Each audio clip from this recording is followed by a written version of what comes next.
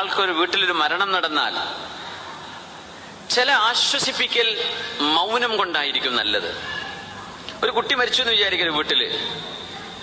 ആ ഉമ്മ ആ ഉപ്പ അവർക്കത് കൽബിൽ വന്ന ആ ഒരു ഷോക്ക്, ആഘാതം, അത് കുറച്ചു കൊണ്ടുവരണം. അപ്പോഴേ അവർക്ക് നോർമൽ ലൈഫിലേക്ക് തിരിച്ചു വരാൻ പറ്റുള്ളൂ. ദുനിയാവാണ്, എല്ലാവരും മരിച്ചു പോവും. ചിലർ നേരത്തെ മരിക്കും, അപ്പൊ ഭയങ്കര വേദന ഉണ്ടാവും.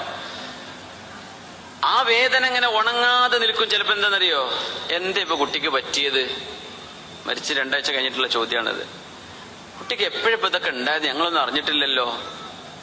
എന്നിട്ട് എന്തേ കാണിച്ചത്? എന്ത് ഓപ്പറേഷനാ ചെയ്തത്? എവിടെയാ കൊണ്ട്? അപ്പൊ ഈ കുട്ടിയുടെ ഈ ഓർമ്മകൾ വീണ്ടും വരിക. ഒന്നുമില്ല, ആശ്വസിപ്പിക്കാൻ വേണ്ടി എന്തെങ്കിലും ചോദിക്കണ്ടേന്ന് വിചാരിച്ചിട്ടാണ് ഈ ചോദിക്കുന്നത്.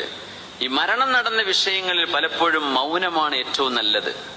ഒന്നും പറയണ്ട. അവിടെ ഒരാൾ മരിച്ചു കഴിഞ്ഞാലേ ആ വീട്ടില് പിന്നെ ആ മോനെ പറ്റി ഇങ്ങനെ പറയാ, മരിച്ച മോനെ പറ്റി ഇങ്ങനെ ഓന്റെ മധു പറയാം, നല്ല മോനാന്നിട്ടോ, ഓൻ എനിക്ക് ഉപകാരം, ഇന്ന ഓട്ടോറിക്ഷയിൽ ഓനാ കൊണ്ടുപോയത്, അന്ന് കൈ കാണിച്ചപ്പോ ബൈക്കുമ്പോ അവനാണ് എന്നെ അവിടെ കൊണ്ടേ ആക്കി തന്നത്, ഇതൊക്കെ പറയുമ്പോ ആ ഒരു ഓർമ്മയും ചിന്തയൊക്കെ വരികയാണ്. അത് അവർക്ക് ആശ്വസിപ്പിക്കലല്ല, അത് അവരെ വേദനിപ്പിക്കലാണ്.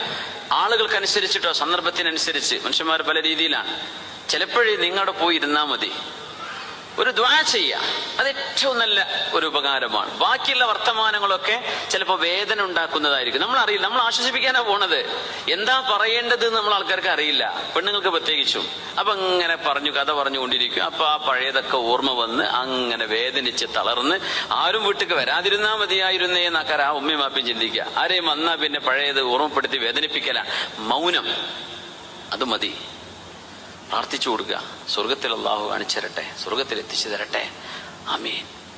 ഇത്ര പറഞ്ഞാൽ മതിയാവും. അല്ലാതെ നമ്മൾ പറഞ്ഞുണ്ടാക്കുന്ന ആശ്വസിപ്പിക്കൽ ഒരു പക്ഷേ അതിന്റെ ഉപകാരത്തെക്കാൾ ഉപദ്രവമായിരിക്കും ഉണ്ടാവുക. അത് പ്രത്യേകം ശ്രദ്ധിക്കണം. മനസ്സുകൾ നമുക്കൊക്കെ അങ്ങനെ ഒരു അനുഭവം വരുമ്പോഴാണ് നമ്മുടെ മനസ്സിന്റെ അവസ്ഥ എന്താണെന്ന് അറിയുള്ളൂ. നമ്മളിത് പറയുമ്പോഴും നമ്മുടെ വീട്ടിൽ നമുക്കൊരു അനുഭവം വരാതെ, ഞാൻ പറഞ്ഞതിന്റെ പൊരുൾ ചിലപ്പോൾ ചിലർക്ക് മനസ്സിലാവില്ല. നമ്മുടെ വീട്ടിലൊരു അനുഭവം വരണം.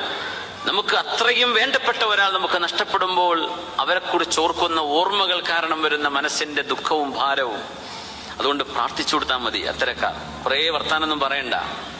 മരിച്ചുപോയി, എല്ലാവർക്കും അറിയാം, നിങ്ങൾക്കും അറിയാം, ഓർക്കും അറിയാം.